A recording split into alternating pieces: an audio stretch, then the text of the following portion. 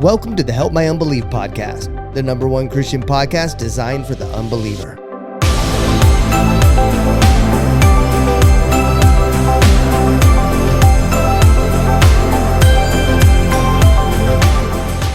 Hey guys! How are you doing today, Zach? Hey, Mark's back! Yay! Mark's back. We missed you last week, brother. Episode 60...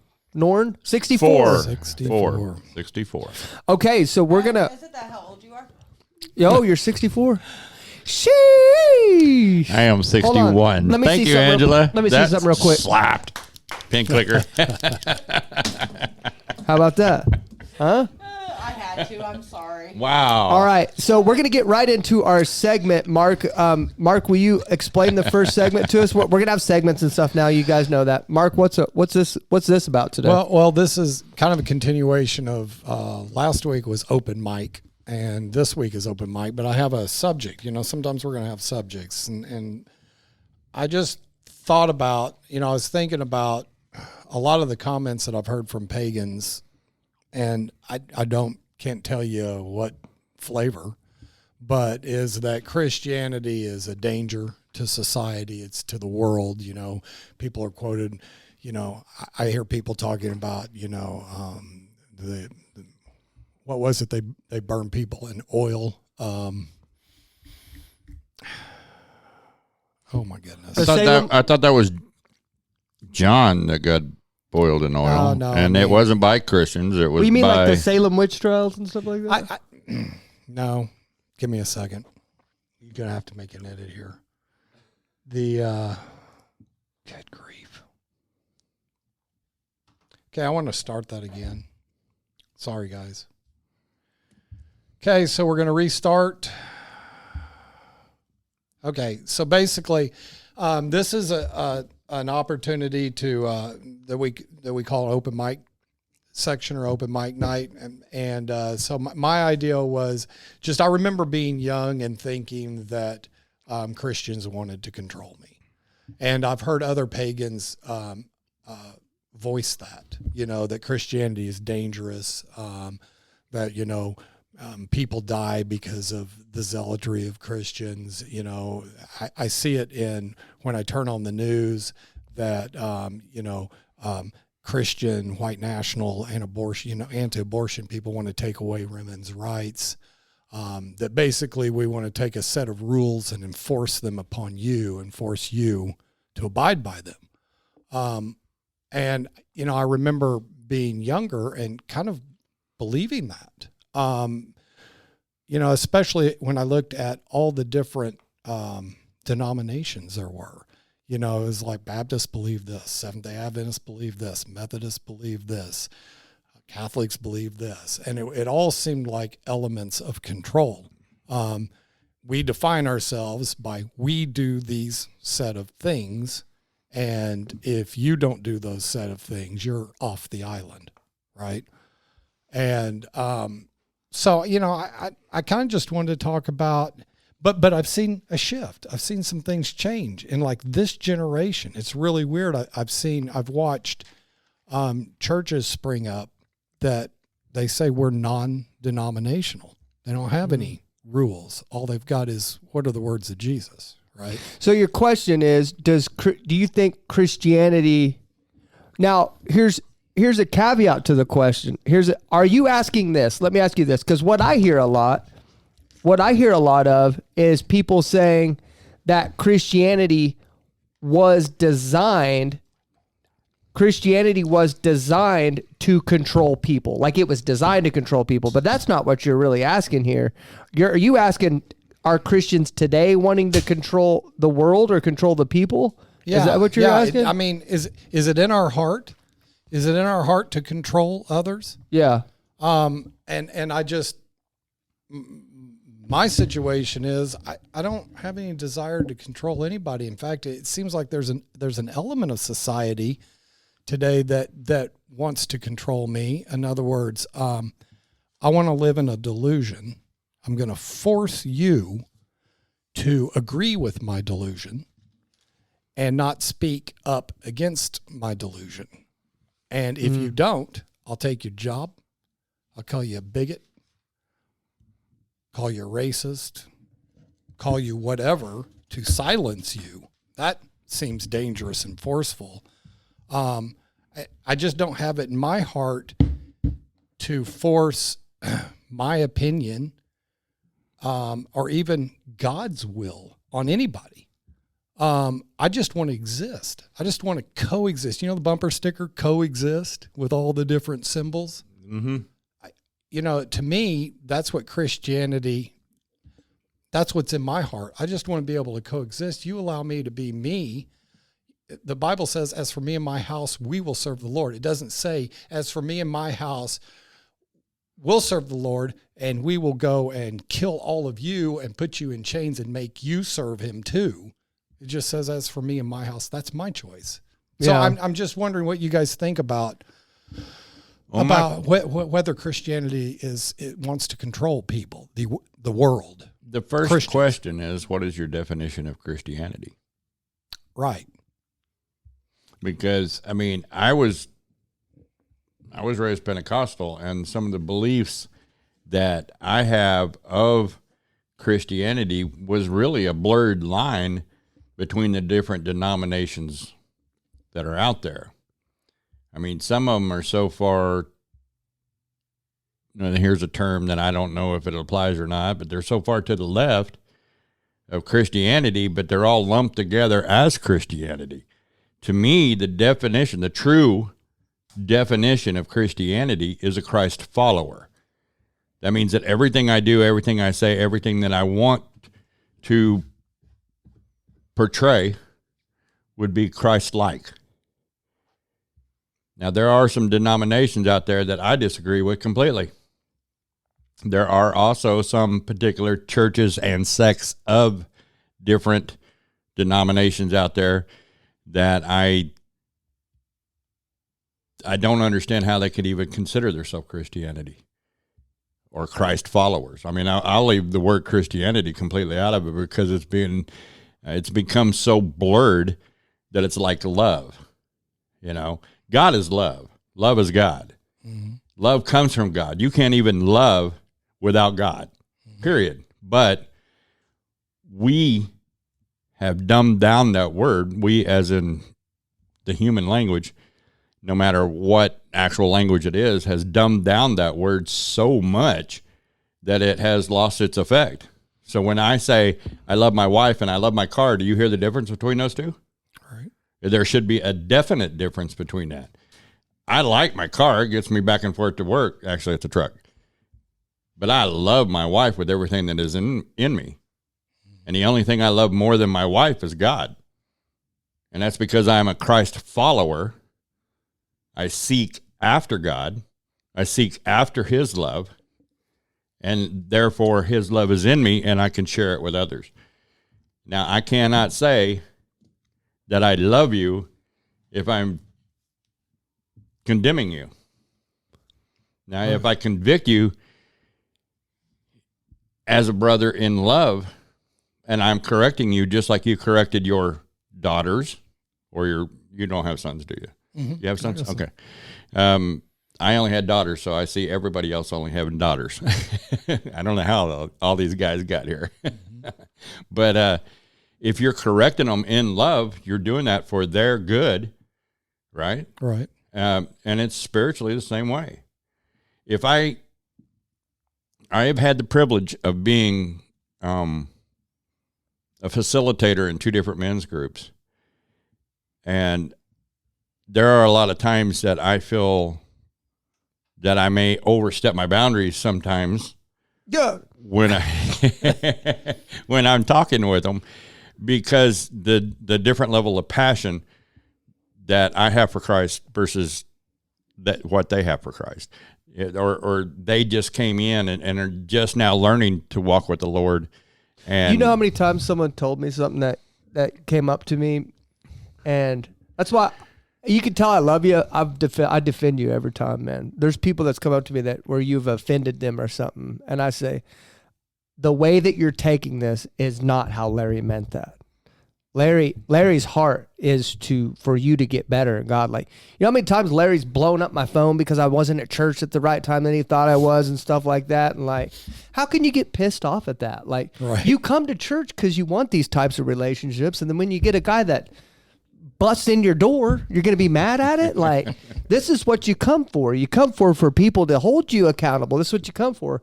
Is it as annoying as hell sometimes? Yeah, it is, but this is what it's for. That's an interesting phrase. Larry's annoying as hell. Because I'm going to tell you, brother, it's more than annoying. Hell is not not any comparison to what I can do. But he the other way. I mean, like, his heart is there for you to grow. It's not anything that he doesn't want to like make you mad or annoy you or anything. Now, I'd like to say something on this. Like, when I'm sitting here thinking about it, like the question was kind of weird to me at first when you hit it. Like, I'm like, well, it sounds like there's a negative connotation behind it. It almost seems like there's like this right versus left connotation in there. And I'm like, it just makes me feel kind of icky. Mm-hmm. But then I think about it and I pose a question myself. What was Christianity designed to do? Because based on what we follow it's the truth, right? Right. When Christ created Peter and he sent off and he built his church, what was that designed to do? To free people. Free people from the law, right? He didn't come to save the world. Yeah. So that's what I think Christianity is designed to do. That's what I don't think Christianity wants to control anybody. I think it's the spreading of the truth. That's what I think it is. I wonder, because I have it. It sounds like none of us in our heart have it to control another human being. Mm-hmm. I wonder if perhaps on both sides, a small minority, vocal minority of people that aren't quite well on either end. And when you say left, right, just whatever spectrum it is, I think we've gotten to a point in society where people are silencing each other. Yeah. You must believe the way I believe. If you don't, I'm going to cancel you. Christians do that to me. I was talking to you before the show. It happened to me today. Right. I posted a video today. Did you see that video? Like, I posted a video today that a guy with a couple 100,000 followers, he posted. He said, "Hey," he said, "You're starting to kind of depart from the mission here, bro. And I can't get behind this anymore." And he's like one of my friends, but like, I knew that when we started this ministry, I knew I had to make a deal with myself because I started to see how kind of weird this thing was getting. And I knew that this was going to be a different ministry than what most Christians were going to do. Right. Mm-hmm. And so what I did was I had to make a deal with myself and God that, hey, as long as I'm following you and I'm doing what you want me to do, I will do this thing from a closet in my room. I don't care if every Christian I know departs and decides not to agree with what I do. Literally every Christian I know, if they do it, I will still do this. Why? Because this show is not for Christians. And I will say that over and over again. This show is meant for unbelievers.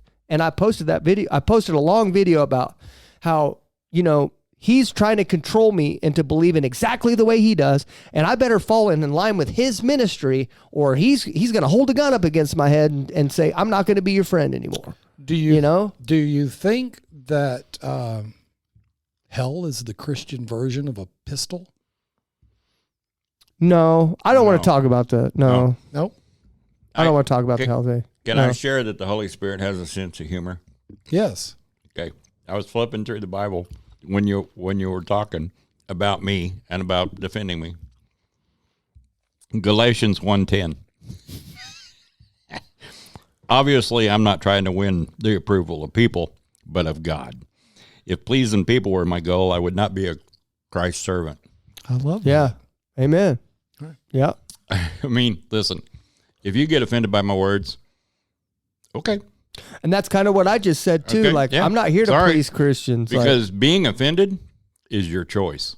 Whether I meant to offend you or not, taking offense in something that I've said or another pastor said or even just a person, whether or not they be atheist or they don't believe in the same way you do or whatever, that's your choice to take offense. Yeah. And I don't let the spirit of offense reside in me. Yeah.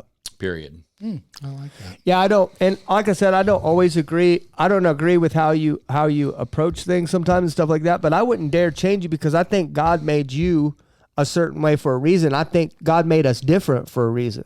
You Well, know I what can I mean? definitely tell that God paired us together Yeah. so that I would have guidance and I would have control Yeah. and understanding in a different format than I am. Yeah. I am the old guy here. You don't think I got to control myself with you too? You have I to. didn't throw something at you last week, did I? No, somebody else asked me if you did. Apparently, you were trying to give me a warning on time or something, and it looked like you threw something. I don't know. Because I was going to say, man, that's super uncalled for if I did, and I'm sorry. We're talking about you and me. We got a relationship that Yeah. goes beyond this room. I don't think physically throwing something at you is the answer, though. That's for sure. I don't know. I know at one point I know I waved the flag at you to tell you, hey, no more debating thing. I but wasn't didn't know. trying to debate. I really, honestly, Are that me was and not you my going to intent. seriously debate about not debating right now? I would not debate about debating. I didn't feel that I was going there, but I do think that I jumped to the defense. Which, why wouldn't I? So to answer your question in finality, do Christians want to control you? I think some of them do, but I think some Christians want to control me. I think some Christians want to control you. I think some atheists want to control some atheists. I think some atheists want to control some Christians. I think some Buddhists want to control some Hinduisms. I love that. So I heard a great quote by Frank Herbert that wrote the Dune series. It says, power doesn't corrupt. Power attracts the easily corruptible. Mm-hmm. So it seems like the more influence you begin to have, the more you attack your adversaries, who you view as adversary. I mean, we look at television, everything is pitting one group against the other. This group wants to take away your Social Security. This group wants to, take away your right to have an abortion. And it's none of that seems to be true. Yeah. And like they'd want to take away our country? Is that what you're talking about? right. I mean, And it's I think- always, I mean, that's what they're trying to do now. I think what Jesus said was a prime example of, like, when they said that Jesus was casting out demons, but he was a demon, and he said, "What are you talking about?" house divided can't. He's like, "What are you talking about? Like, if I'm casting out my own kind, a house divided could never stand." So he was trying to show you how a proper kingdom or a faction operates, and what that means is, if you're divided in yourself, your house will eventually crumble. Very much and so. that stands for Christianity as well. Yes. Right. If you guys think you can come in and be that divided, that's why, like, when I see my friend that, and what was funny about it, when he said that, I was like, we haven't changed. Our mission has not changed. Have you even watched our show? Or you finally just saw something you didn't agree with? Oh, guess what, buddy? You didn't agree with us the whole time then. You just Right. didn't watch enough to care. And then and if that's the case, then you're a year late. We could have been doing this little squabble thing, or you could have bounced out my life a year ago, because I'm telling you, and I'll say it here, every single Christian that exists in the world, if you don't agree with this mission, this show isn't for you. This show is for the unbeliever, and that will continue to be that case. So if you don't like my show and you're a Christian, that's because it's not for you. Bye. Yeah. Girl, bye. I just don't have. Girl, bye. He gets fired up. Yeah. I mean, I just don't have it in my heart to control anybody.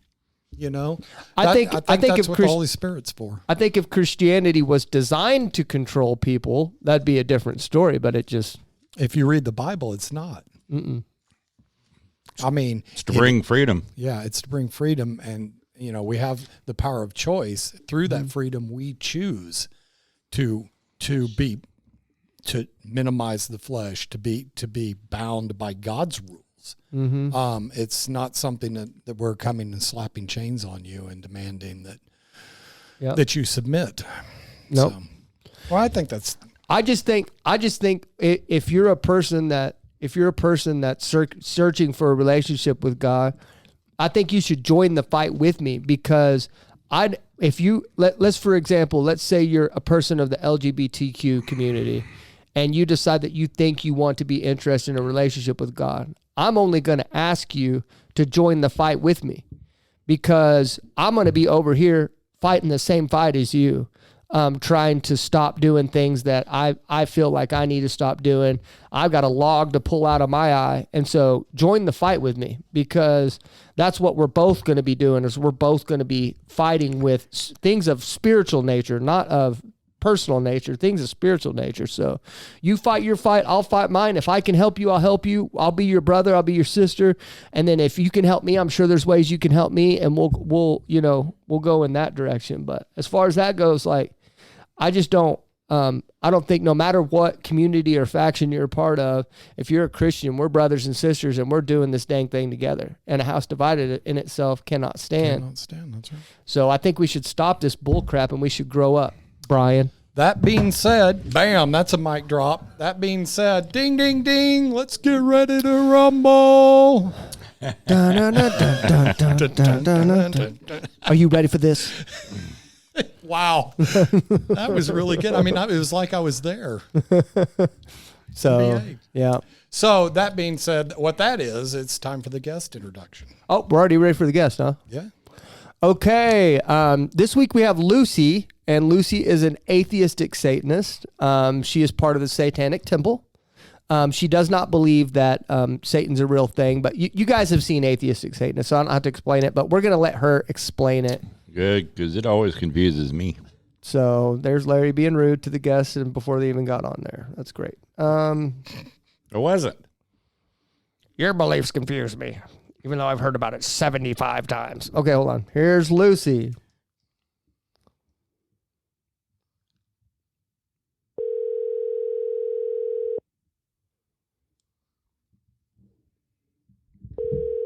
I feel like I might be in a bad mood. Did I do that? No. Hello. Lucy? Hi, yes, how are you? Hey, it's Zach from Help My Unbelief. How are you doing? Hi, Zach, I'm great. How are you doing? I'm actually doing okay. I was just explaining to them that I feel like I might be in a bad mood, which is weird that I'm telling you that, but like, it's fine. Aw. We'll get through it. I'm so sorry. I don't know if you've watched the show, but I'll just throw something at Larry and I'll be in a better mood. We believe in transparency on this show. Yeah. Okay. He only chose me because I am a huge target that he cannot miss. And I know he can't run fast. Right. I won't run at all. You two are hilarious. His reaction times have slowed. Yeah. It would take him 30 seconds to realize he'd been hit by anything. And then I'd already be out the door. No, I'll realize it. It'll just take me 30 seconds to react. Yeah. Yeah. But anyway, have you ever watched this show, Lucy? So I really only seen you for the TikTok clips. I haven't looked you up on. Are you on YouTube? I'm assuming. Yeah, we're on YouTube, Spotify. Okay. That's the video version, and then we have like audio only versions on. I mean, you can do Spotify, Apple, Every iHeartRadio. format out there. Yeah, pretty much everyone out there. We're on there. Okay. So, but I didn't know the reason why I asked that. I asked this every show, and even if you were to say yes, I'm going to describe the show to you anyway. So I just probably need to stop asking that question. But it'll probably take me another 60 episodes before I realize that. So, but so what this show is what's called the Help My Unbelief podcast. This show is designed to be different than other Christian podcasts that you probably listen to, where they bring people that don't believe the same thing we do. We're not going to debate you today. I don't have any desire. I don't have it in me to debate you. I simply want to come as a listener today of your story. Okay. I think it's pretty obvious that people are leaving Christianity in high numbers, and we just kind of want to understand why that is. Okay. And you can say whatever you want to say. You're not going to surprise us or shock us. Trust me, we've heard it all. Right. And so, and we're not going to, whatever you say, you have an open platform here. We're not going to beat you up. We're not going to refute you. We just really want truth and honesty, and we just want to know how you got to where you're at. And that's it. So you won't get any debates. If it starts, we'll shut it down pretty quickly. So, all right. And at the end of the show, what we'll do something called the rounds. Everybody here will go around the table, and we'll say something final in closing. And then because you're our guest, you will get the final word. Oh, awesome. All right. Sounds good. Okay, let me introduce everybody. I forgot this last week. Let me introduce everybody so you can understand the voices. Got my executive producer, Mark, in studio today. Hey, Lucy, how are you? Hi, Mark. Got my lovely wife, Angela. Hello, how are you? Hi, Angela. Coco's here, but he probably won't say anything. Say hi, Coco. Hello.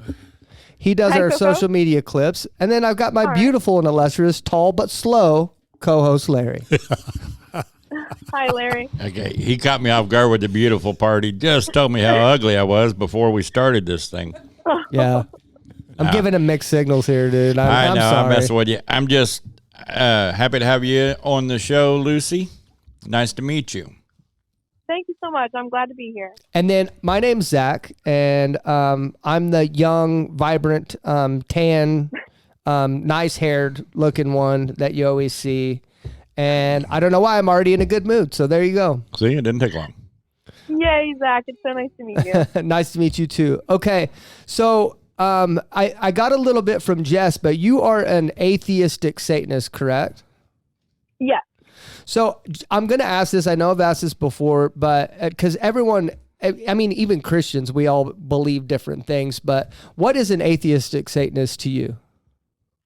So, I am atheistic. I'm gonna say non-theistic because I hold debate lives on TikTok, and I always just kind of say non-theistic. So I'm sure I'll end up saying that. Just a warning. But it's the same thing, you know. So to me, Satanism was basically. Let me start over. I grew up Catholic. I went to Catholic grade school. I went to church on Sundays, Bible study on Wednesdays. I really, really, really enjoyed the sense of community, the friendships that I had within the church. So when I realized that I was an atheist about 6 or so years ago, I really just kind of missed the sense of community. I mean, there's Facebook groups for atheism and things like that, but it's just not the same. So the reason I kind of gravitated towards Satanism about 3 years ago is because they have congregations, they do activities and things like that, and it really helped me understand a lot more and have the support that I missed in the church community. So, I mean, Satanism, it's basically just a spicy atheist. I mean, I don't worship an actual deity. I don't believe in a literal Satan. I don't believe in any higher power, period. I believe in myself. I believe in my fellow humans, and I believe in energy and things kind of just happening. See, I think we had Vinny. You guys remember Vinny? I think he said he was a spicy atheist before. That's hilarious. I love when you guys describe it as that. You said something interesting to me before that I've never heard anyone say before. I just want you to describe why you said it that way. You said that when I realized I was an atheist. Do you believe you were an atheist even when you were, like, do you believe you've always been an atheist and you just realized you were, or did you not mean to say it that way? Right. Oh, no. Yeah, no, I meant that. So what I mean by that is growing up, I kind of thought that I had to believe in something. My family, my dad's one of 8. They're very Irish Catholic. They're very devout in their belief system. So I kind of just figured that's what I have to do. So I actually just got this last night. It's funny. So growing up, looking back, now I see that I never truly believed. When I got to the age of like consciousness, if that makes sense, like realization of the world and how the world works, and you know that everything is so much bigger than just little old me. I kind of realized that I don't have to believe in anything necessarily. However, I still really wanted the idea of heaven and seeing my loved ones again and having an ultimate, you know, creator and father that loved me. And, you know, I just really wanted to be this good, you know, person who had these great morals and just kind of did everything I possibly could to, I mean, people do bad things, but, you know, to stay on the right track. And I thought that's what I had to be.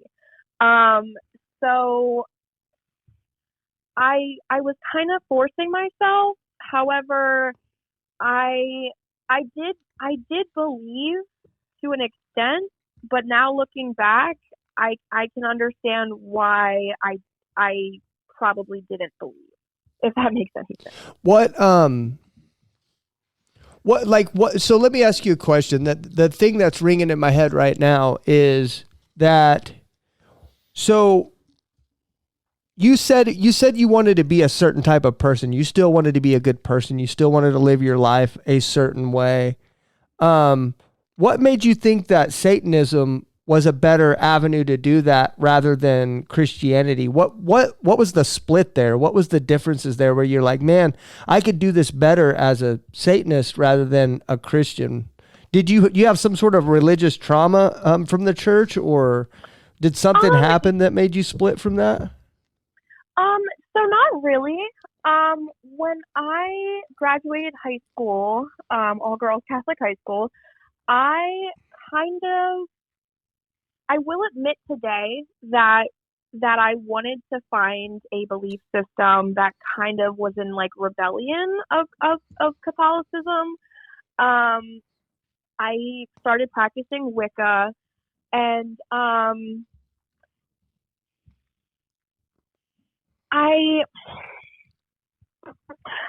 once I read the so Wicca didn't really work for me because, again, I never really truly believed in the deity part of it. However, ritual spells, things like that, were very personally, mentally freeing for me.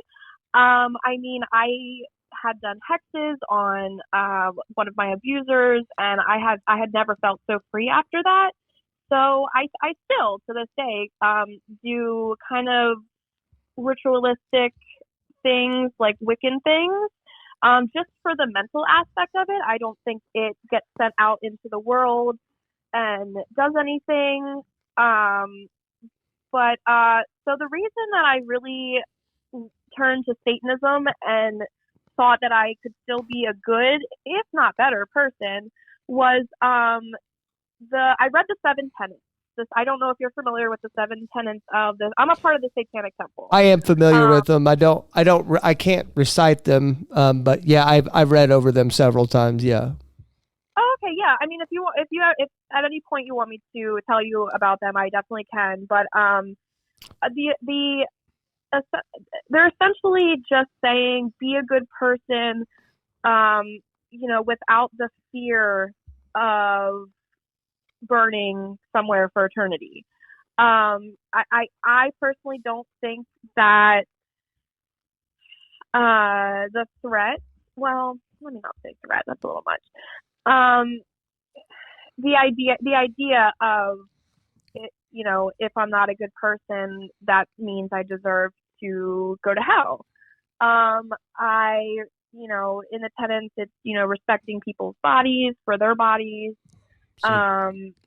being a good person. And also a big part of Satanism, I will say this, is respecting people and the golden rule, treating someone as they treat, but to an extent. I mean, if I treat someone good and, eventually they start not being a good person towards me, I'm gonna return that, because I'm just not gonna waste my time on trying. I've kind of gotten rid of the idea of killing with kindness. I definitely think that I am a kind person. I will do anything for anybody. But I mean, if you're gonna F me over, I don't have any respect for you anymore. Pastor Gary talked about that concept. It's been a long time ago now, but like the whole idea of Christianity where we say like turn the other cheek, like God did not mean for us to be pushovers. Like God does not want you to be a pushover and want you to just let people roll all over you. like in any minute. And so that in Christianity, I don't agree with that either, to where people, think that Christians should be rolled all over and stuff like that. I think we should probably be a little bit more understanding than, the average person, maybe a little more peace. But like, yeah, I don't think you should just let people bully you. And I promise you, like, I've told people this before, like, if you ever say something about my wife, I'm going to turn your other cheek, because the other side's going to be wore out. Like, Right. and I'll ask for forgiveness later, but you're not going to talk about my wife. Like, that's the one thing that I'm giving everybody the secrets. But I think you should defend your family and stuff like that. That's what a man's for, right? You should be defending your family. You pick on my daughters, you got something coming, so. I had a question for you, Lucy. Yeah. I heard you say, this is Mark. I heard you say that you put a hex on your abuser. Yes. Would you like to talk about that? Sure, I could talk about that.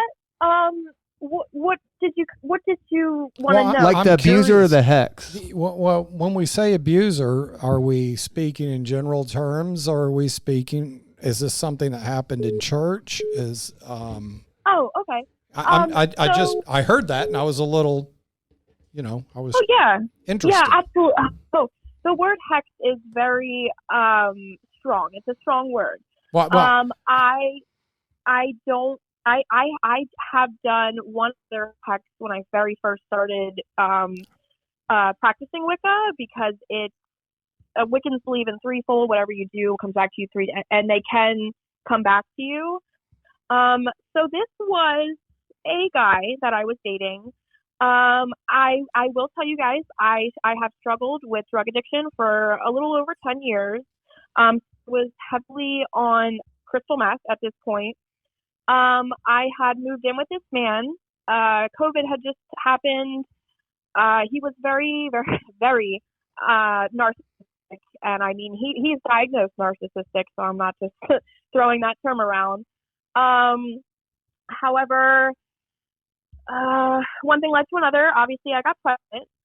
At about 5 months pregnant, when I first found out I was pregnant, about 3 days after that, he immediately asked me to get an abortion. But about 3 days after that, he kicked me out of his house, abandoned me at a motel with no money, no charger, no clothes.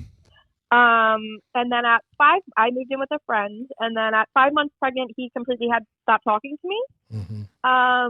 So that right there is something I wouldn't wish on my worst enemy, going through a pregnancy alone, going back and forth between, should I keep this baby? Should I do a abortion, adoption? I actually had an abortion scheduled, and thankfully that did not happen. That baby has been adopted since then. I had him up till he was 3 months old. And like I said, I was an addict, so things just were not, it was just not plausible for me to keep that child at that time. Sure.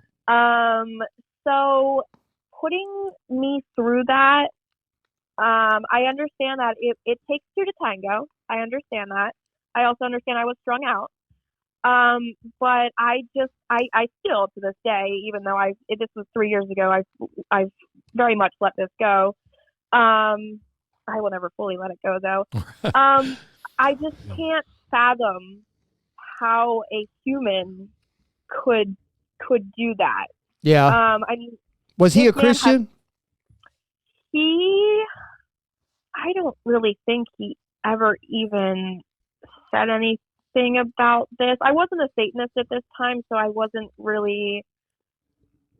practicing anything at all. Yeah.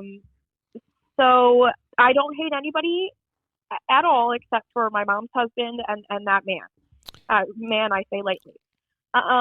So Lucy, let me ask you something. Did you get, as far as the addiction, you're beyond your own control. Did you get in recovery? Did you work like the steps of NA or AA? I'm just wondering if you maybe formed your concept of God through that. Okay. So this is actually a huge part of why I am a Satanist. So 3 years ago, I discovered the Satanic Temple. However, about a little over a year ago, I was told in rehab that they have a sober faction program. I had gone to AA, NA, and I had read the agnostic part of the big book. I truly, firmly, I will stand on this to the day I die. I truly believe that once I let go of the idea that I needed a higher power to get sober, I was able to get sober. This past year, I only have 4 months clean, but this past year, I have only relapsed twice, and both of those times were only for one day. So sober faction, I believe that I got myself sober. However, people in the sober faction community, they have meetings every single night on Zoom. It's absolutely amazing. We have a Discord. We have all that.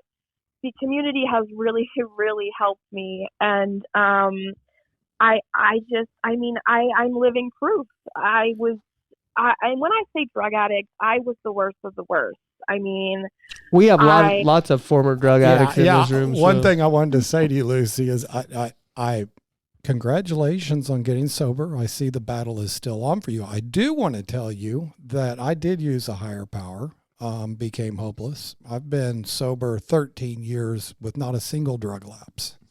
Awesome. And I'm not trying to elevate myself. What I'm trying to do is say that it worked for me. Oh, no. But I totally, I appreciate what it is you're saying. That's really interesting. I really appreciate you sharing that with me, and congratulations. And I hope that you continue to fight that thing because, as you well know, that's just a miserable way to live.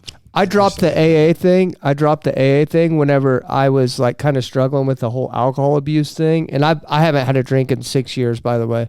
But when I was struggling with the whole alcohol thing, I was kind of at that point where I was like, man, I don't think I can do this on my own. And one of my buddies put me in contact with like a sponsor on AA. And I talked to him, and that guy told me that I needed to escalate my drinking because I haven't hit rock bottom yet. That's literally what he told me. He told me to like start drinking more. Do you see the look on my wife's face over there? Yeah, no, trust me. When he said that, my jaw hit the floor, and I was like, "Well, not going to AA." I hate to say this, but he probably told you that because you hadn't completely surrendered at that point, and he was telling you probably need to go out there and get your butt kicked a little more until you're actually ready, because you weren't ready to let the control go. You weren't ready to let I still think it's dangerous to tell someone to drink more to hit rock bottom, though, especially when I was a single father and had kids in my possession. Like I've told people that their misery is 100% refundable. And if they're not done, they need to go. If they're not going to listen, then what am I here for? Amen. And they need to go out there and get some more. I guess what you're saying is like you guys know what has to happen before you get sober. You know that, and without doing that. But that didn't happen for me though. I didn't hit rock bottom. That's the same as coming to Christ. You have to come to the end of yourself before you can actually turn and read. So let me ask you a question. Give yourself to Christ. In AA. Right. So I've been sober for 6 years now. Do you think my sober is like a fake sober, or do you think because I didn't have like the AA doesn't have like listening to Lucy? They don't have a corner in the market. AA doesn't have a corner of the market. It's not an end all be okay. It's not an end all. It's just another path to a power greater than yourself. And what Lucy is saying is it wasn't until she let go of the idea that she needed anything for her. That may be working. I don't know. Yeah. I've never. Lucy, as you can tell by this discussion, you are in the midst of company that has been there, done that. My wife hasn't. She's like 14 or something. I mean, maybe even more than that at this point. She was on meth too. Some people can just quit. Some people can just quit and walk away. You're at 5 years now? 4. Darcia's at 4 years. Yeah. You're at 4 years? 6 years, yeah. 6 years for 6 years of sobriety. Today. Nice. Today. Today's Darcia's sober day. Today is sober, yeah. So welcome to the family, Lucy. There you go. So we've all been there. Lucy, how old are you? I am 30. You're 30. What? 30. Okay, you kind of cut out there, and it was like she didn't cut out at all. Your brain probably cut out. Okay. So That's possible. Lucy, let me ask you a question, because I just want to be honest with you about something, and I'm just going to be completely honest and say this just outright because of my own experience. Okay. Yeah.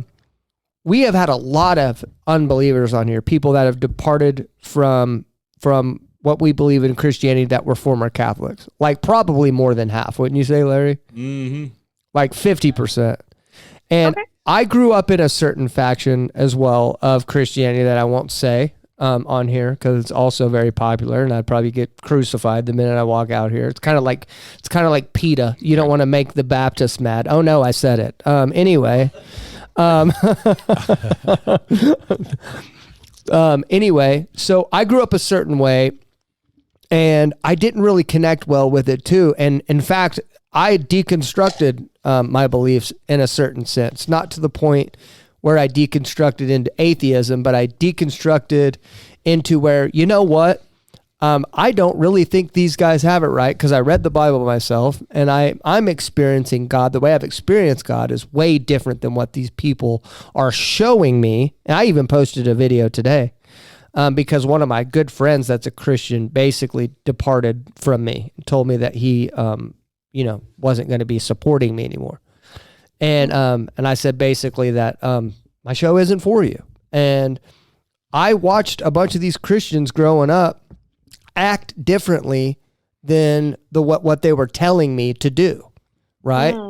And so I just want to say, with you guys rolling your eyes and shaking your head, it's incredibly difficult for me to like form a point and stay consistent here. I'm losing it constantly. But Did he just like narc us out? Yeah, Just publicly? I didn't. He's realize doing I it to rolled my me. eyes. I He's didn't doing it to either. me. But anyway, the point I'm trying to say is, and then luckily I finally found Discovery Church, right? I walked into Discovery Church and I was like, oh, there's people like me that's experiencing God the same way that I am. I thought I was alone. You know, I thought I was alone for all these years. I vowed off church, and I started to develop a spiritual relationship with God. You know, that's where most people will probably deconstruct, get out and stuff like that. And I was like, you know what? I've experienced enough of God to know that you're real, and I know you're there, but I just don't know how or why or how we got there. But I'm going to continue a relationship with you. I'm just not going to do it around other people, because it seems like when I get around other people, that's where it gets bad. And then I find Discovery Church and I go, whoa, there's other people just like me. And I say this a lot, and I'll say it again. I don't care if I say it a lot. Everybody in this room can roll their eyes. I don't care. I don't know where all this eye rolling comments come from. In the beginning of the book of Revelation, Jesus talks about 7 different churches. He writes a letter write a letter to 7 different churches. And there's only one church in those letters that he wrote that Jesus didn't have anything bad to say. And I think it's possible that if those letters are correct, that 1 out of 7 churches is on a ratio basis is doing things the way that they're supposed to. And that's not a good number. That's not a good number. And so I think we need to be like trying to find the proper church that's doing it right. And if we're following God, and if we're in spiritual congruence with God, then we will, we'll know when we get there. Because trust me, I know that I'm here now. We knew the day we came in here. And you can ask my wife. I had vowed off church. I said, I'm never going to church. They'll never get my money. I'm never going to do this, never going to do that. And we walked in here and I knew it the minute. And we have been here for a few years now. That's why God sent you here. Yeah. And I still have a note on my phone where I prayed about it, and I started Googling churches, and I have a Heart by Discovery Church where God had told me to go to.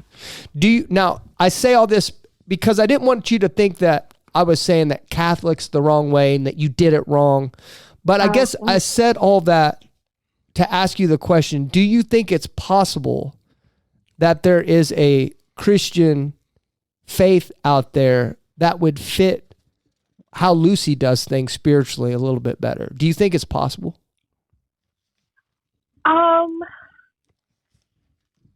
Well, I don't think that's possible, just because I purely just don't believe in a God at all. I think some churches are better than others, obviously, but I don't think there would be a Christian church out there, a mosque, anything that would be a good fit for me, just because I don't believe in God. I don't think that would help me. I don't think that would help me believe in a God. Gotcha. Do you have any spiritual practices that you do to this day? Because I know you said you did a bunch of spiritual practices back then, but do you have any that you continue to do to this day, like meditation or anything like that? So I do meditate. I have gone halfway through. The Sober Faction has the 7 tenets, which is similar to the 12 steps. They have rituals in there and kind of questions that you would write in a workbook. But when I say rituals, I really just mean lighting some candles and incense, maybe having a statue, just for like aesthetic purposes. It's not. I'm not invoking any spirits or asking any spirits, or I should say deities, to assist me in anything. It's kind of just more symbolic. What's their intention behind that when they do that? Like, what's the intention behind lighting incense and putting statues there if we're not trying to invoke spirits? Like the person that created that that tenet, what was the intention behind that creation of that step? I am actually really not sure about that one. I just know that it is used as a metaphor. Gotcha.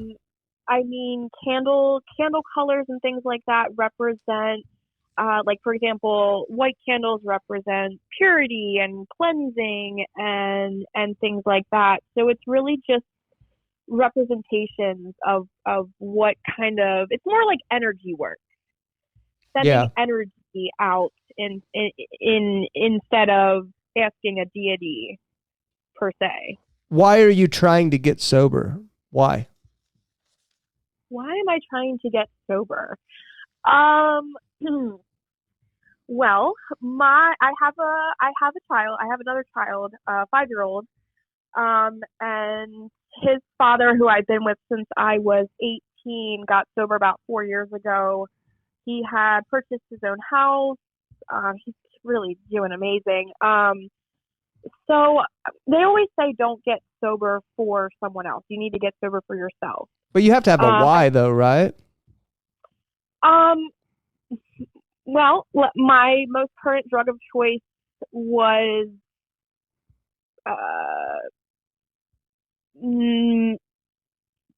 leading me into a lot of unsavory things. Yeah. I'm just sick of living like I was living. I'm sick of wondering where I'm gonna sleep tonight. I'm sick of wondering who I can ask for $20. Yeah. I mean, it gets old after a while for Yeah. some people. I bet it does. Yeah, now that this past year I've actually lived sober, made it, longer than a month or two. I can finally see that it's just so much better. I mean, I knew it would be better, but I didn't fully comprehend it because I had never really experienced it. I mean, I've been using substances since I was 12. And I am the happiest. I'm not just saying this. I am the happiest that I have ever been, ever. Like I couldn't tell you a problem that I have right. Well, my teeth are messed up, but my teeth hurt. But other than that, I don't have. I'm about to get off probation. I mean, I have a great relationship with my son and his father. We just recently got two more cats. Oh, you're living there with him? Yes. Nice. It's a long story. I just moved back in this past September. So you get to have a relationship with your son. That's really cool. That's cool. It's everything to me. I mean, I did not have custody of him from when he was 1 to 3. I wasn't really able to see him due to my drug addiction. And he is just, I love him. I get giddy just talking about it because I just appreciate him and our relationship so much more. Sober, yeah. yeah, so I want him to be able to see me sober. Because for a little bit there, I mean, he's 5, so he's starting to remember things. And my most recent drug of choice was huffing, and I was huffing in front of him a few times, and he started to catch on to what I was doing. I'm assuming his grandmother, who does not like me, not his blood grandmother, but she told him I was a drug addict. So he had actually mentioned this. And I just kind of want to never allow him to see me like that again. I mean, I've already messed him up so much. Yeah. He deserves way more than that. I want to tell you something from like my perspective, because I was an addict, but I was also on the other side where I raised a couple of girls to where the mother of those girls had departed for a few years to use meth. And I think the person that is addicted to the drugs at the time doesn't get to see the actual pain and hurt and suffering that it causes the kids, as much as the parent that is the sober one that raising them sees. And I kind of feel like I want to tell you what that looks like, and that'll help encourage you a little bit more to stay sober. There were times where my daughters were like 4 and 7 at the time, and they could not understand why their mom wasn't there. And I could not tell them, I'm not about to bash their mom in front of them. And so I did not tell them, but I was the one that was left to explain why, have to come up with excuses for the mom, why she wasn't there, and that why they haven't seen her in months, and that why we were going this long. And then I would go into the laundry room where they couldn't hear me, and I'd stick my head out the window to make sure they couldn't hear me. And I'd call her and I'd say, "You better get your crap together now. These girls need you. You need to come home. You need to come and be in their life. You need to get this, drop this drug." Because I remember my youngest had a picture. They acted like nothing was wrong, but everything was wrong. They kept a picture by of their mom by their doorstep or by her bed that she would keep every night, and I could tell she was just wishing she would come home, or she would come see them, because sometimes it got to the point where sometimes she wouldn't even call them for months. Yeah. And it was really hard watching them girls do that, Mm-hmm. And now only one of them really remembers what that time was like, but she remembers. But like, if you stop now, he probably wouldn't have a whole lot of, like you said, you messed him up. Like if you stop now and continue to stay sober from now on, that kid's not going to even remember. He's of the age where he won't even remember any of this stuff. He may have a few memories, but like, for example, whenever I was younger, like people always used to talk about how bad of a drug addict my dad was. But like, I'd never seen my dad do a drug in my life. And I'd be like, okay, like, why are you telling me this? Why are you telling me about are you just trying to start stuff? Like, I just didn't believe them. I'd be like, my dad seems like a pretty squared away individual. You guys seem like the messed ones. Like, he seems like he's going to work every day and trying to provide for his family. And you're talking about how he used to do drugs. Like, and it always didn't sit well with me. I'd never seen my dad do a drug in my life. And it didn't even really sound like the guy he was. Didn't even sound like him. It almost seemed like a lie, because it just didn't seem like that's who he was. So you can definitely change the person that you are to where your kid would literally not believe that you were a drug addict before. That's how cool. You get another chance.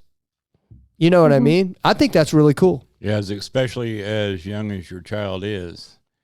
Unfortunately, when you make the change to come to the Lord in your latter 50s, your children are old enough to remember. It's the resentments are seated in. Yeah. Yeah. Larry, kind of hard hit. In other words, Larry made some big mistakes later on in life, and they're just going to be that way. They're going to remember that. But they can. The good thing is they can see that the total change in my life since I came to the Lord has been dramatic and complete. Do you feel like anything spiritual is going on, or do you feel like this is all we're all just here from science or whatever? Or do you believe like there's anything spiritual out there at all? So when it comes to that, I purely just don't know. However, the one aspect of Christianity or any religion really is the idea of an afterlife. As far as atheists go, they say there is no afterlife. I don't believe there is an afterlife. However, I do have thoughts that there might not necessarily be a heaven or a hell. I think there could be other realms. Do I think those realms are, have a God in them? No. I think I believe in reincarnation. I think, we may have to live our life a certain amount of time in order to accomplish something or something like that. Or people just get recycled. I mean, maybe people just get recycled. You don't think that's like of a spiritual origin? Like, you don't think a spirit is required for that to happen? Reincarnation, you talking about, Zach? Yeah. Because that question came up in my head. Wait a minute. Isn't there a God that decides what you get to come back as? I don't think so. In reincarnation? I don't think so. Well, who controls the reincarnation? I don't know. Do I get to think about what I think that's a Buddhist. That's primarily a Hindu. Or I want to be a squirrel or an eagle. But so what is it about reincarnation that, like, our questions on that? Like what? Yeah. Like all those questions we just asked. What? So the reason, well, let me start with the reason that I think there could be other realms is because of things like dreams, astral projection, lucid dreaming, tripping on psychedelics. I feel as though I've seen, I know this isn't verifiable source evidence, but the videos that I've seen of young kids, 2, 3, that can say, there was one kid, for example, who was saying that he wasn't saying he was Princess Diana, but he was naming things that isn't really public knowledge. Or the mom's brother. I've seen one where a kid was like saying that he was his mom's brother and saying things about that only that the brother would know and stuff. I've seen videos like that. Yeah, videos like that. I mean, I just don't know how these kids would know these things. So I will say, I just want to confirm that I don't necessarily believe in these things, but I do think about them. I don't think we have a soul. I don't think there is an afterlife. Do you wish there was? I wish there was an afterlife. I do not think there is a need for a God, however. What if Christianity is true? Like, what if it is? What if we all wrap it up and it ends up being true? What then? So my response to that would be, if Christianity is true and, I pass away and get judged, I would just kind of ask God a lot of the questions that I have right now. And if I am judged, I could just ask for forgiveness at that point and, say I was wrong. Every knee will bow, every tongue will confess. However, I would absolutely demand the answers of things that make God look cruel. But demand the answers of who? When, if Jesus and God are judging me on my, if there's a judgment day. Well, I'm confused in a little bit of, you bounced around enough that I'm questioning something simply for the fact that, you were raised in Catholic school. I don't know. I've never been a Catholic or been involved in Catholicism, but it seems like a lot of the people that we talk to are. And I'm just wondering where we're going through that. Oh, now I'm confused. I'm a little older. I'm a little older dude. So it's we changed trains of thoughts enough that I'm slightly off center with what you actually believe. Does that make sense to you? Yeah. I mean, let's go back to this. When you left Catholic school, you said that you chose something that openly defied what you were raised, right? Yeah.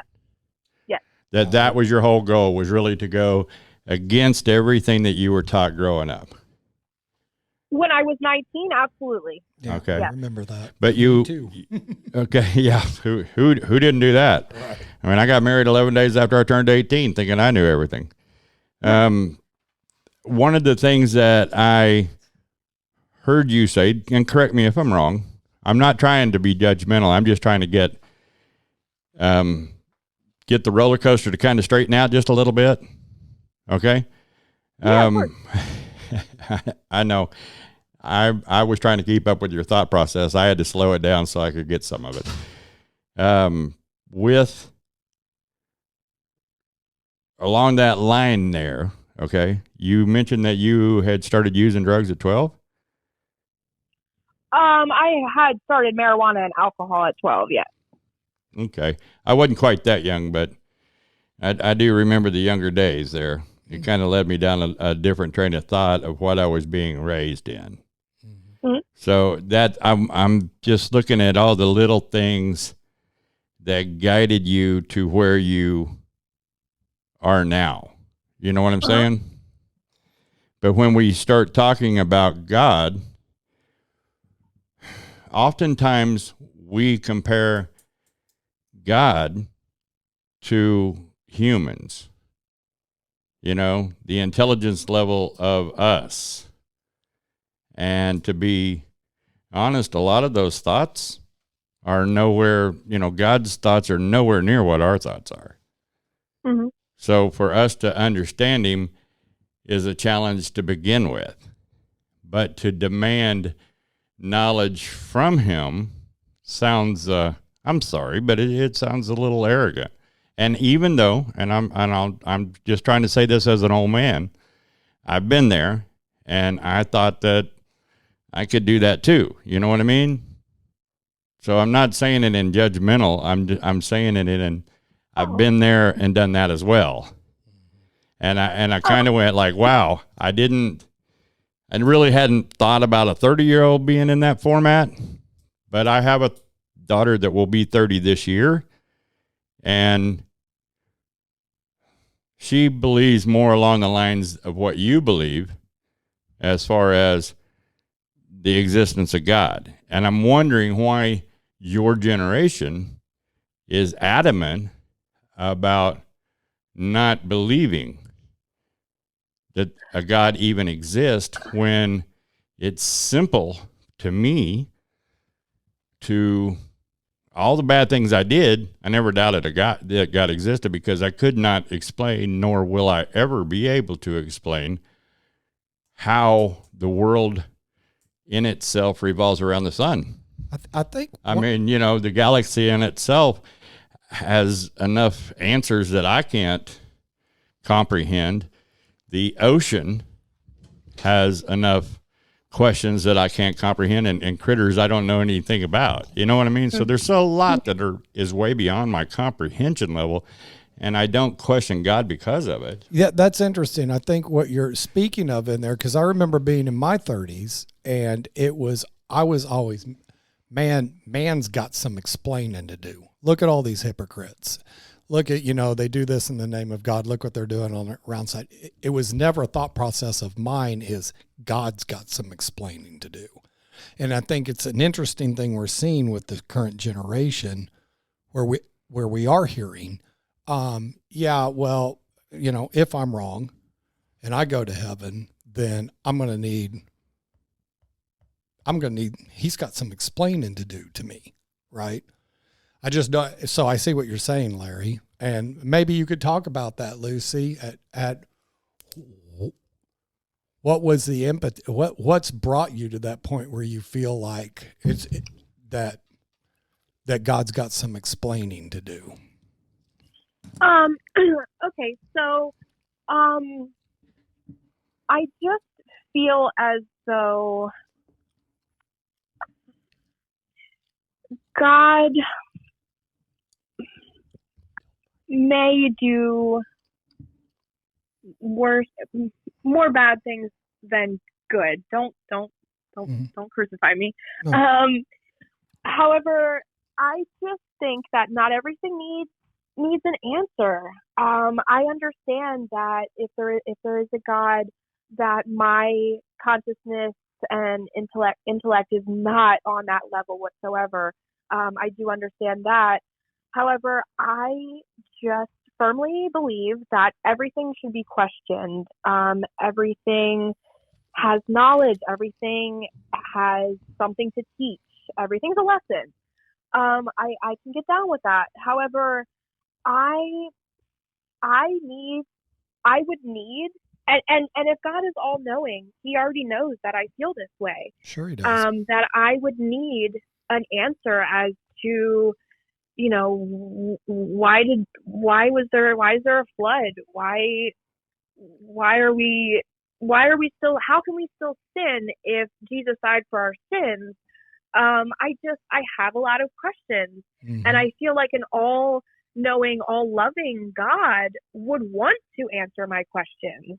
When I pass and I'm being judged, I just can't see, if my dad loves me, and those little kids always ask, well, why is this? Well, why is that? And I just think that to get me to understand, he should have no problem explaining why things are the way they are. Yeah, I get that. And it's very interesting. That's biblical. I think God loves, who was it that wrestled with God all night? Jacob. I think God loves Moses wrestled with God. I think God loves people that want to know what's going on. Okay, I got to do that. Why? Why me? Why? Right. And so maybe it's possible, and I'm not saying it is, but maybe at some point in your life you might keep your eye open to other avenues of being able to engage with God in that. Like now? Yeah, like asking now, questions instead of waiting for the end, because there's absolutely nothing wrong with questions, and I think that's where we've come as a society. It's so we've become so polarized, and we talked about it earlier, that we can't ask questions, that we can't question the sense of something with each other if we're on separate ends of the spectrum. It immediately becomes, well, just because I told you so, and that doesn't help anybody. And, I mean, I've done that several times. I've asked God to help grant me wisdom or help grant me understanding so that I can move forward from this part of my life that I don't get. What am I missing? I ask God. And that way it's not on my own thought, because I'm not the smartest or not the sharpest tool in the toolbox, right? Is that how you say that? Yeah. Yeah, okay. I'm not the sharpest tool. So there's a lot of things that I don't grasp or understand. So I ask God now, help me understand this. So I will say that even when I was practicing Wicca, I still prayed. I still did ask those questions. I still asked if God could help me understand, not necessarily appear to me, but maybe show me a sign. Mm-hmm. I did that for years. And real quick, I just want to say that I just want to go back to, I think the reason that my generation, like millennial, we'll just stick with millennials, Okay. are kind of turning to atheism a little bit more is because we are not, I'm trying to say this not nicely, but like, in the right words. Diplomatically, We're yes. we're not, we're okay with asking. We think the questions need to be asked. I feel like past generations may have not been so quick to question everything. I will say that every day, I say this on my live all the time. I am always looking for education. I mean, it's not, these aren't real sources, but I mean, I'm a stay-at-home mom. When my things that I have to do for the day are done, and I get them done pretty quick, I am on debate lives. I am looking at religious videos. I actually recently bought a Bible again. I'm reading that. I'm only on Exodus, so but I haven't read a Bible since high school. So I mean, oh, that's very cool. Yeah. I'm reading the Bible all the way through too. Get ready, because man, boys, some of the baguettes. Oh my goodness. Yeah, there's a lot of stuff that's hard to comprehend, but start here. Start in John. Start there and get an understanding of what. Definitely don't start in the Old Testament. Or who Christ is before you go into the Old Testament. Yeah. Kind of work through the New Testament a little bit, and it'll give you understanding that you can grasp a whole lot more of what's happening in the Old Testament and how it applies. Yeah. Okay, hey guys, I just wanted to interrupt. It's we are now at the point of our show where we do the final rounds. Okay. And I think, I'll just go first. Okay. Lucy, thanks for coming on. I appreciate you coming on today. I don't really know what to say here. I think you're in a spot right now where I feel like I'm just gonna trust God. That I can tell when people are gone, spiritually. I have spiritual senses, I should say that, and you're not one of them. And so I still think there's a part of your journey that you need to go into, and I'm just excited to see what that looks like. I just want to say that that I'm excited to see what you do with your son and your husband or your son's father. I have faith and I believe in you that you can stay sober from now on. And I believe in you that you can. You sound like you're very smart. You sound like you're well-to-do and you have good intentions. And so if anybody else says that they don't believe in you, just know that I do. And really, you can message me anytime you want to on the Help My Unbelief page. I'll see it, or on Instagram, and I'll see it. And I'll respond to you if you need someone to talk to. And I genuinely won't shove my beliefs down your throat. If you just need someone to talk to, I'll be there. And I know Jess would too. I know you've been talking to her. So it's just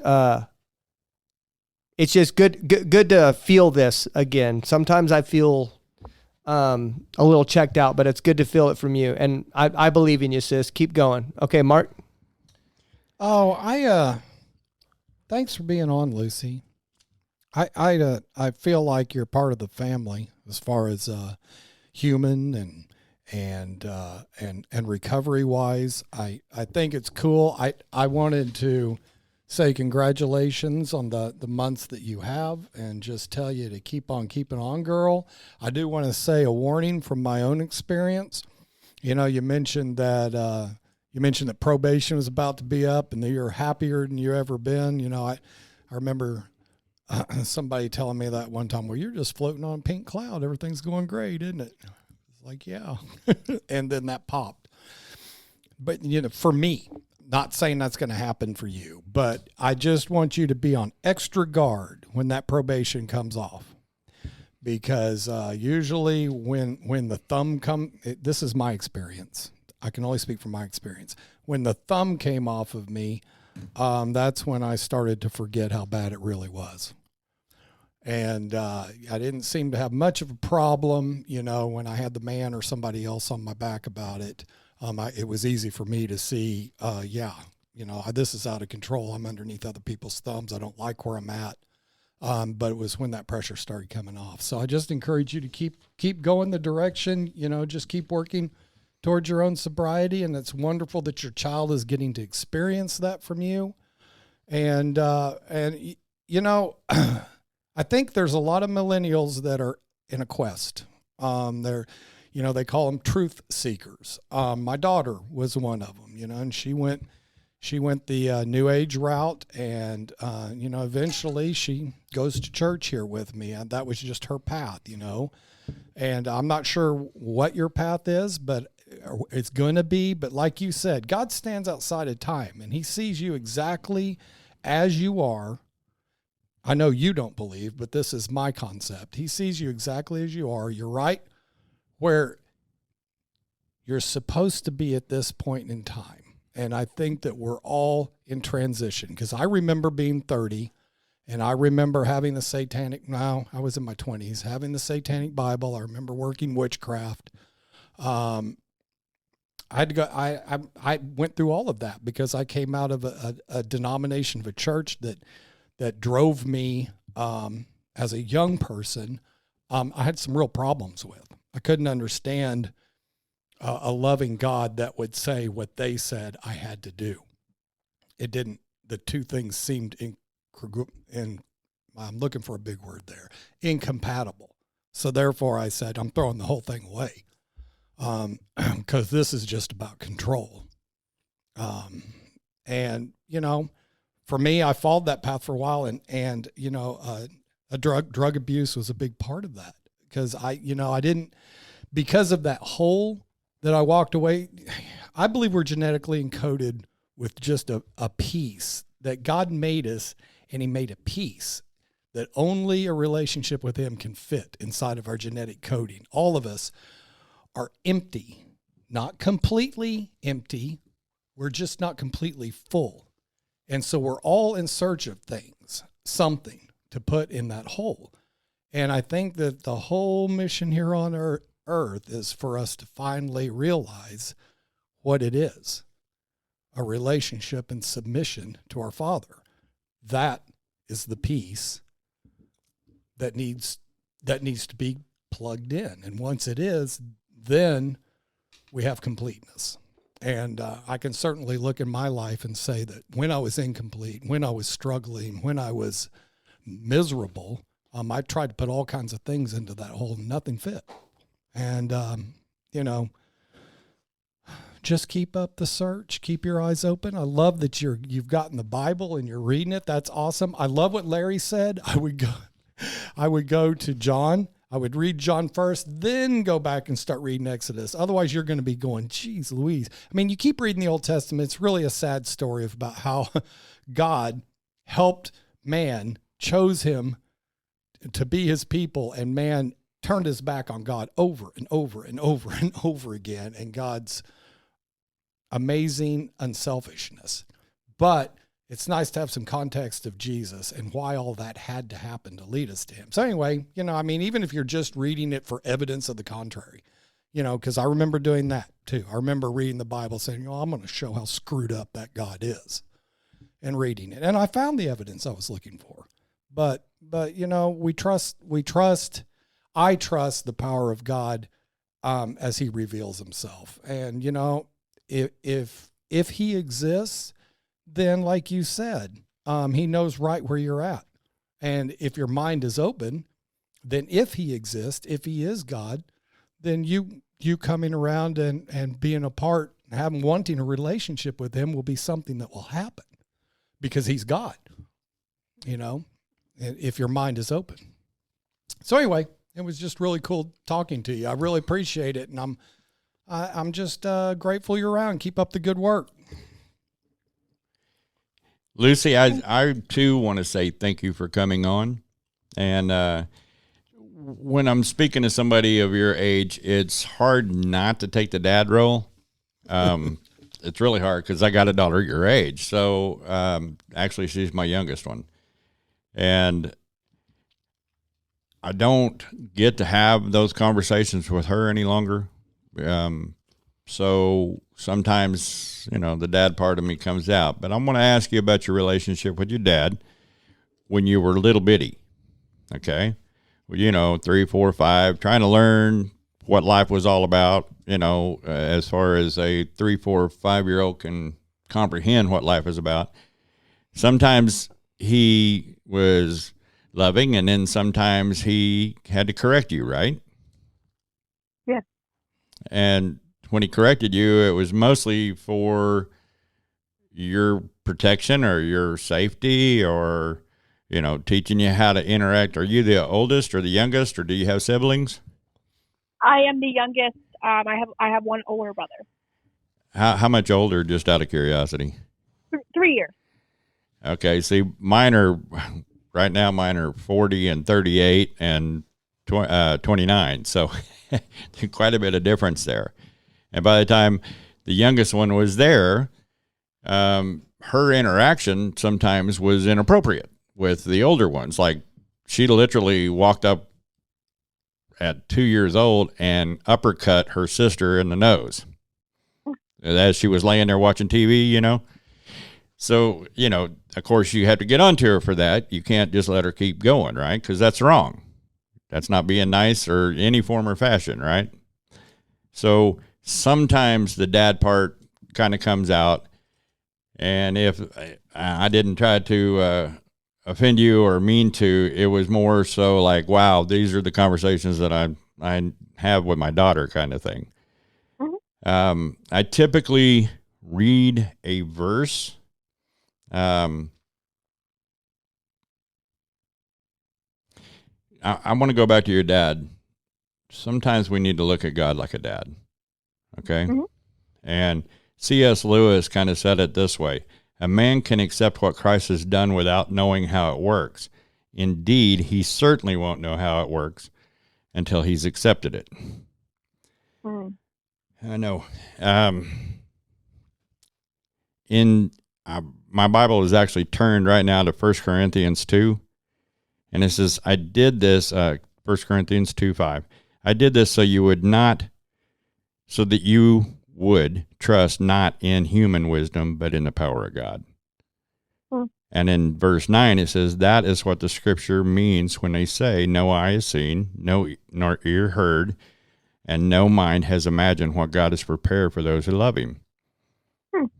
In verse 12, it says, and we have received God's Spirit, not the world's spirit, so that we can know wonderful things God has freely given us. By giving us that, we're actually to ask God for understanding, and he's more than willing to do that. God has had a plan for us from the beginning of time. And as you read in the Old Testament, you'll see how that plan guided out. When Israel was small, it was like a small child. When it was, first formed, basically, he had to guide them along. He had to change their diapers. He had to put them in positions where they learned. He had to guide them out of the trouble. And sometimes he had to let them stick their hand in the fire to find out the fire burned.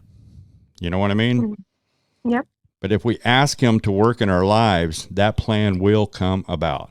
No matter how many mistakes we have made, God can still turn things around so that they will work out according to his plan. Our part is to surrender our lives to him and seek to follow his will as he reveals it to us. We can't have him reveal it to us if we're openly rebuking, is that it? Openly rebuking everything about him. That's where we have to be really careful with the way that we kind of do things. But no matter what we did in our past, God still loves us, and he can work to restore us through his love. And again, I truthfully thank you for coming on. At this particular point, it is your... Sorry about that. It's now your turn. What do you have to say, Lucy? It's your chance to close this out. All right. Well, I just wanted to say congratulations to all of you on your sobriety. I deal with, let me just say, theists all day long that kind of don't always show their Christian love very well. So you guys were definitely a breath of fresh air. I really appreciate you guys willing to bring me on today. Mm-hmm. I will say that the more I have been reading the Bible, the more things kind of don't make sense to me, and I'm navigating through that. And I don't want to say I don't pray, because I do talk in my head to my deceased mother. So if there is an afterlife, I'm hoping that she could possibly be my messenger. However, I'm not a closed-minded person. I am looking for answers for everything. I'm trying to learn new things every day. And I tell people all the time that if something gives you hope and something makes you happy, in this instance, God or, spirituality, then do it. I mean, I am the first one to defend people that like pumpkin spice, because, I mean, life is too cruel to not have the little joys of life. So if, God, religion, spiritual, whatever, the Bible gives you hope, makes your spirit feel better, then that's amazing. And I never want to take that away from anyone. However, I will continue in my life to search for answers. Today I can say I don't think I'll ever pray to God again or go to church. Not anytime soon. But yeah, I'm always looking for answers. I think everybody is just looking, the best way to live their life. And I am cautious. I'm sorry, I forget who it was saying about when I get off probation. Right. I do know that's a thing. But I am actually starting therapy again, and I think that will definitely help me. Mm-hmm. So I do have that as kind of like a safety net right now. But I just wanted to thank you guys so much. This was amazing. I've never done anything like this, so this was super cool. You guys were, like I said, a breath of fresh air. Not all theists, want to attack you. But yeah, I just wanted to say thank you guys so much. I truly enjoyed this. Thank you. Thank you. It's a pleasure having you. All right. Take care. All right. Bye-bye. Bye-bye. Thank you for watching or listening all the way to the end. To be a guest on the show or to get a hold of us, please contact us at info@helpmyunbelief.org. And more importantly, make sure to check out new episodes every Tuesday morning at 9 a.m. Central.